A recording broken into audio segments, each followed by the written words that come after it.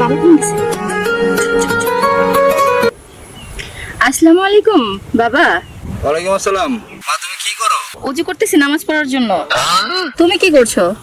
তুমি যেখানে ওযু করতে বসেছো ঠিক তার পিছনে আমি তাসবিহ করতেছি।